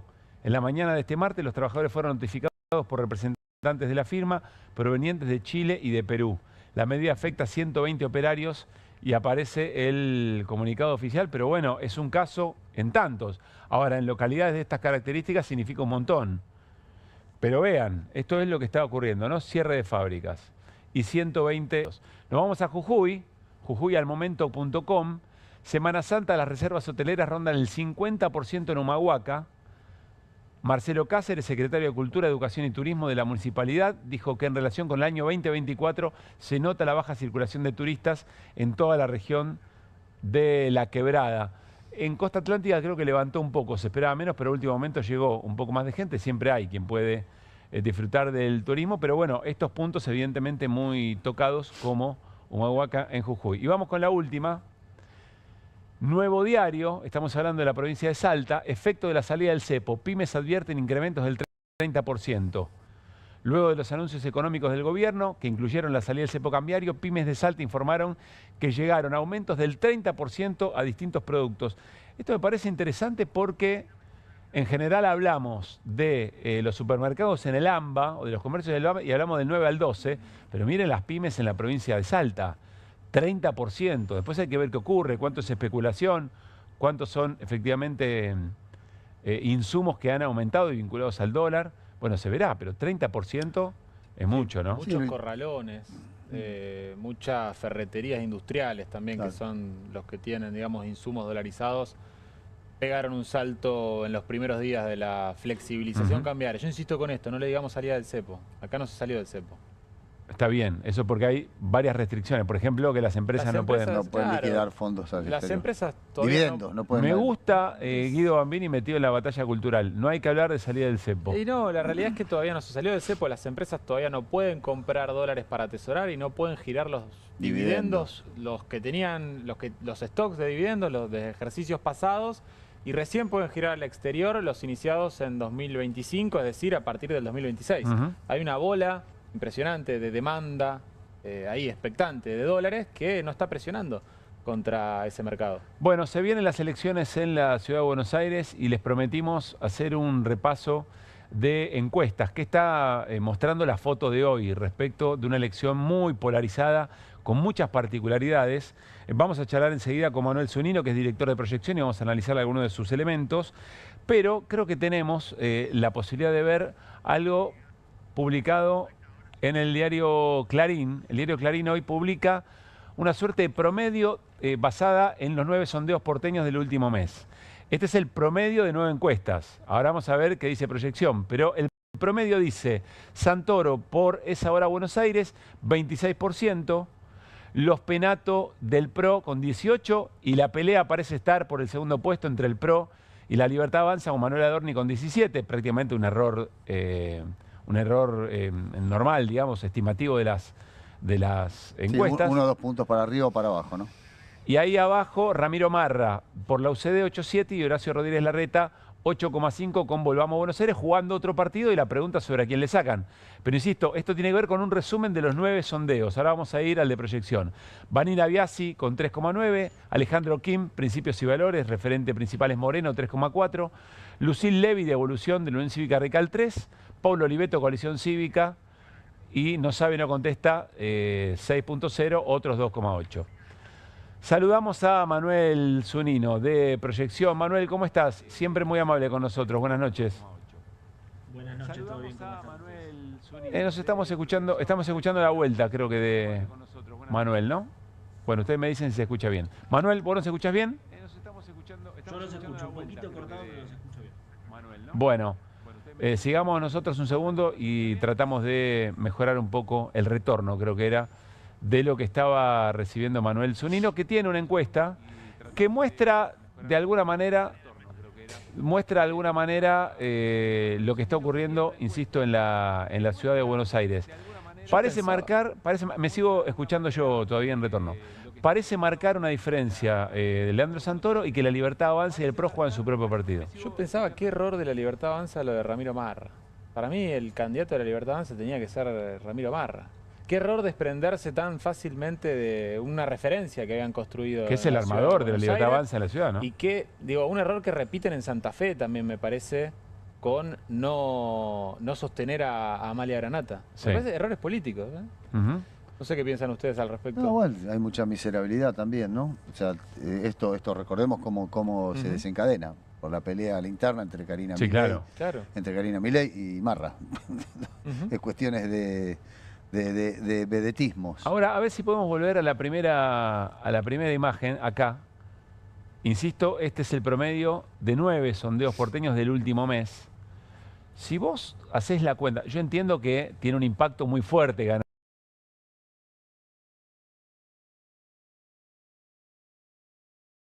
Y creo que Milei va a hacer una recorrida con Adorni también en estas horas, se va a comprometer en la elección.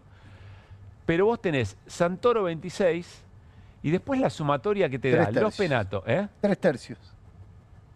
¿Por qué 3/3? Y te da Santoro 26 y sumás a los Penato con Larreta, que sería lo más lógico, Sí. tenés 26, y si sumás a Adorni con Marra, tendrías 17 más 8, 25 y moneda. ¿Y vos crees que el PRO, La Libertad Avanza, la UCD Marra y Volvamos a Buenos Aires de Horacio Rodríguez Larreta, en la legislatura van a votar muy distinto? No. Entonces tenés... Está bien, pero tenés otra que ganar discusión. la ciudad.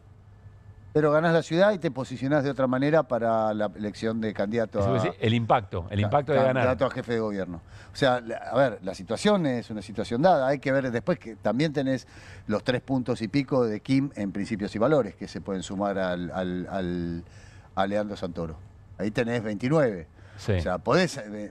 Ponerle el fit también. Exactamente, ponerle el fit. Casi Lo que quiero decir es, sería muy importante para el peronismo, para Unión por la Patria, para Es Ahora Buenos Aires, Sí. PJK, como dice la encuesta, sería muy importante ganar la ciudad. Esto no ocurrió nunca. Nunca el peronismo ganó la ciudad, salvo una vez con Herman González. Nunca.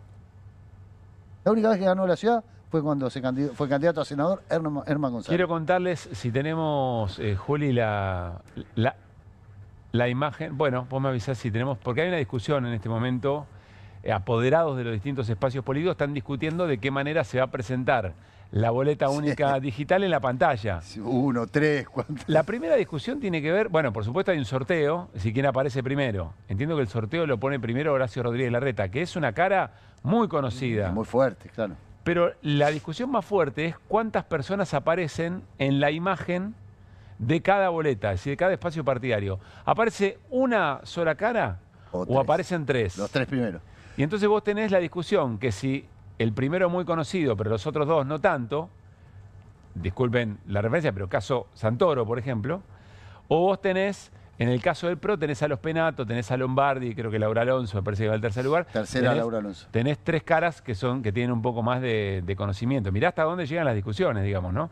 Porque en definitiva es cara y marca, o quién es la mejor marca para cada espacio. Sí, sí, además de lo que estaban discutiendo también era si cada fuerza política no podía decidir sobre la decisión. O sea, si poner 1, poner 2, poner 3. Que cada uno decidiera, que no fuera algo que tiene que ser uniforme. Claro. Que cada uno, esta es la discusión, me parece que hay, por ese lado están yendo los amparos y los reclamos ante la Junta Electoral. Muy interesante. No es el fondo de la política, pero suma. Pero Y parte del asunto. Es parte del asunto, así es.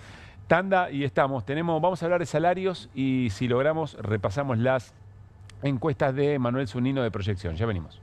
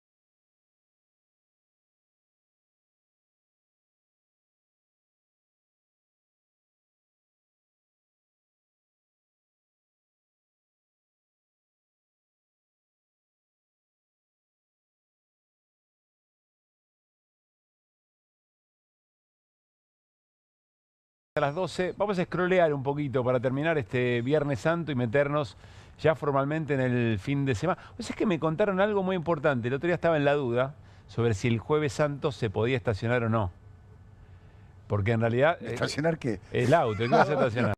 ¿Qué sé yo? ¿Qué vas a soy mal estacionar? pensado. ¿Una nave espacial? Soy mal pensado. ¿Qué dice este muchacho? No, bueno, olvídese. Bueno. En mi cabeza va hacia lugares raros. Porque el jueves es un día No laborable. no laborable, no necesariamente, bueno, pero finalmente se tomó una decisión, antes era distinto, se tomó una decisión y queda que si en la vereda está el cartel que dice prohibido estacionar días hábiles de ahí sí se puede estacionar en un Jueves Santo. Pero cuidado, porque el sábado por la mañana, no, hasta el mediodía es laborable, claro. Con lo cual, guarda. Nada, servicio a la comunidad. Bueno, scrolleamos antes de cerrar el programa. Es porque está. No, para vos. Pero el otro día con Luispa, ¿sabes cómo estamos? A ver qué teníamos que hacer. Cuando te iban a Congreso. Al aire tuvo que llevar a J. Leonetti a ver si estaba bien. Muy bien. Bueno, vamos a scrollear. Tenemos 2 scrolleos para esta noche para regalarles y para compartir con la mesa. Vamos con Lilia Lemoine. Reflexionó sobre el peronismo y miren lo que decía. El peronismo tuvo también una evolución. La tuvo. Si vos te fijas... De sentido común. ¿Cuál? Bueno, que se fue adaptando al tiempo. Porque vos tuviste a Perón, después tuviste a Menem invocando a Perón. No es oportunismo, ojo. Eso es el kirchnerismo. El kirchnerismo es oportunismo. Bueno, es que el kirchnerismo es la involución del peronismo. Exacto. Dentro de las porquerías que hizo Perón, de todo lo que sabemos, de lo que no nos gusta ni de Perón ni Evita, del fascismo y toda la cosa, ¿no? La cuestión de la época. Algo queda muy en claro. Si Perón no hubiera sido presidente, Argentina hubiera sido comunistada. Hubiera sido Cuba, hubiera sido Venezuela. Para mí, el peronismo ocupó el lugar que tenía que ocupar históricamente para que no fuéramos un país comunista. Pero no lo de la mesa, Mariano Hamilton, todo suyo. ¿Por dónde querés arrancar? Ay, Dios, las pelotudeces que hay que escuchar. Bueno. Está bien. La Argentina pre-peronismo, habría que hacer un poco de historia. No voy a hacerla rápido, digamos, Sí. pero... Dame un segundito. Mirá, ¿Qué es eso? le metimos, ¿qué veo acá? hicimos Mirá, el acá. bar, metimos acá. bar. Acá, mirá. Metimos bar en el Conductor. video. Y mira el conductor del programa, tiene una campera con un logo. El mameluco. Se queja de YPF, se queja del peronismo, Tronco. pero se queja del peronismo por YPF le hizo el peronismo. ¿Eh? No debe ser una Y, no puede ser YPF ni ninguna No, es manera. YPF, sí, YPF. ¿Y Camperita de YPF. ¿Quién la estatizó de nuevo? Ah, es un chiste, dicen que es un chiste, que es consumo irónico. Ah, Como bueno. que estamos cayendo en el asunto. Bueno, puede ser. Bueno, bien. Y entonces Caímos, el peronismo No, bueno, le cortó el tenemos paso que al comunismo. tenemos que pensar de dónde veníamos, el peronismo, dónde venía el peronismo. El peronismo viene de la Patagonia rebelde, de la Semana Trágica, viene de la represión en los talleres Bacena. Todo eso es un fermento para que nazca el peronismo. Y después, lo más cercano, tenés la hora de la espada, que es cuando se derroca por primera vez el primer golpe de Estado de 1930, y después tenés lo que es el fraude patriótico y todo lo que es la década infame. O sea, ese es el nacimiento. Si el peronismo no hubiera nacido, hubiéramos tenido todo gobierno de derecha. No hubiera llegado el comunismo a la Argentina. Lilia Lemoine, quédate tranquila. Y después dice que el kirchnerismo es la involución del peronismo. Eso lo dice el que tiene la remera YPF, qué sé yo, déjalo. Bueno, lo dejamos. Déjalo. Seguimos adelante, tenemos otro escroleo.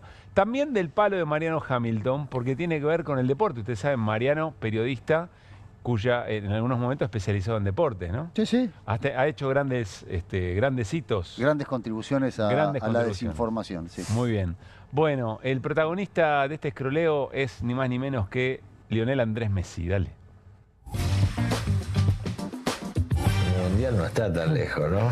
No, la verdad que no, que si te pones a pensar, que está lejos, pero al mismo tiempo pasa rapidísimo, ¿no? Pero bueno, este año para mí va a ser importante el poder jugar con continuidad, el poder sentirme bien. El año pasado arranqué la pretemporada y arranqué un par de partidos ya teniendo que no jugarlo porque había tenido unas lesiones o no estaba al 100%. Este año hice una buena pretemporada, arranqué bien, me siento bien. Pero bueno, es un año largo, ¿no? Porque acá arranca ahora y no para hasta diciembre, no tener el corte de junio. Encima en junio tenemos el Mundial de Clubes también, que es una competición más, son muchos partidos. Pero bueno, iré viendo, ¿no? Como dije, como por eso no digamos nada, adelantamos, pero viste, está en el corazón. Sí, obviamente, ¿no? que sí, que uno piensa y ve, pero no quiere ponerse en meta tampoco, ¿no? Mariano, vos que sos el especialista, ¿dijo que sí o dijo que no? Me gustaría saber la opinión de ustedes primero. ¿Vos qué decís? ¿Dijo que sí o dijo que no? Te dijo que sí. Yo elijo creer. Acá, compañero, sí. dijo que sí. Mirá. Vamos, Messi. Elegimos creer, como siempre. 419 días quedan. Yo te apuesto. Me encanta. Yo te apuesto. Anotale. Hoy, ¿eh? Para el arranque del Mundial. ¿Cuánto faltan? 419 días. ¿Qué lo parió? El economista es espectacular. tremendo. No, 419 días para defender el título. Mirá, te apuesto. Mi casa contra un bazooka, contra un chicle chiquitito Sí. así, bazooka, los viejos. Que no venden más, no, bueno, no, bueno, no. contra un caramelo. Sí. Contra un caramelo. Tu casa contra un media caramelo. Mi casa contra un Media media final. hora, contra un Sí. media hora a que Messi juegue al Mundial. Sí. Que Messi está en el Mundial. Sí. Tiene que estar. Se la va a perder. O sea, se va a perder. Hay dos personas que no se van a perder, están en este Mundial. ¿Quiénes son? Uno es Lionel Messi y el otro es Cristiano Ronaldo. Los dos consiguen llegar al récord de 6 mundiales. Ningún jugador en la historia de la humanidad consiguió estar en 6 mundiales. Y además, Entonces, los dos van a estar, pero así estén fracturados, van a estar en el Mundial. porque más no vas a Claro, dejar. con tal que estén en el plantel. Y no vas a dejar que el otro esté. Claro, no hay ninguna duda, van a estar los dos. Sí. Ninguna es duda. una muy buena hipótesis. Claro. Sí. Está muy bien. Y además eso tiene esa pica interna. Por eso, no vas a histórica permitir que- No, Ronaldo va a jugar el sexto y yo no. No, Messi va a jugar el sexto y yo no. Claro, Después, van a jugar los- Messi, Y perderse a hacer un gol en un mundial. Además, en su sexto queda- mundial, ponele. pero no hizo goles en todos. En el Cuando lo primero dirigió no hizo. Maradona no hizo. 2010 no hizo. No hizo en el Mundial de Sudáfrica, no hizo goles. Después Messi. encontrará su lugar en el Hizo goles en equipo. todos los En demás. 2006 sí. Sí, en 2006 hizo un Encontrará su lugar en el equipo, encontrará la función que puede cumplir. Sí, Messi ya tiene un rol distinto en el equipo, ya tiene un rol diferente. Yo creo que cada día que pasa, y espero que Scaloni... Yo creo que los técnicos son bastante cautos en tomar decisiones muy drásticas. Yo, como no tengo ningún compromiso con nada, tomo decisiones drásticas sentado acá. Messi tiene que jugar de 5. De doble 5. Claro, Messi tiene que jugar de 5, como por ejemplo debería jugar Muñain en San Lorenzo. Muñain en San Lorenzo no tiene que jugar de enganche, tiene que jugar de 5.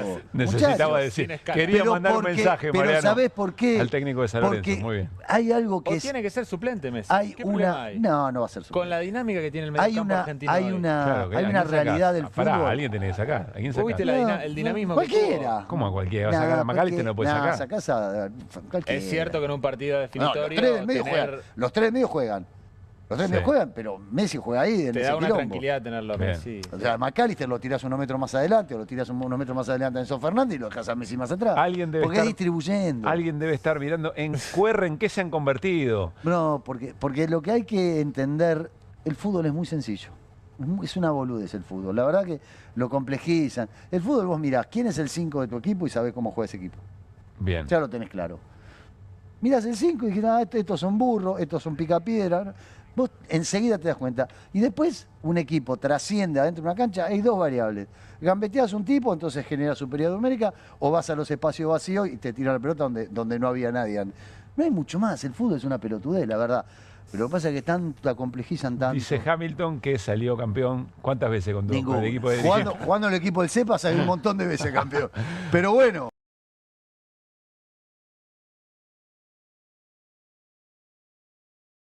Vamos a decir algo más que encontramos en las redes, escrolear, ¿no? Hay que explicarlo, no sé, para mí Para no. mí pero- sí, para mí sí. Bien. De hecho se lo pregunté cuando fuimos a un tebrio. ¿Qué El carajo último quiere decir escrolear? escroleo tiene que ver con un mensaje interesante, muy de este tiempo y muy de esta fiesta.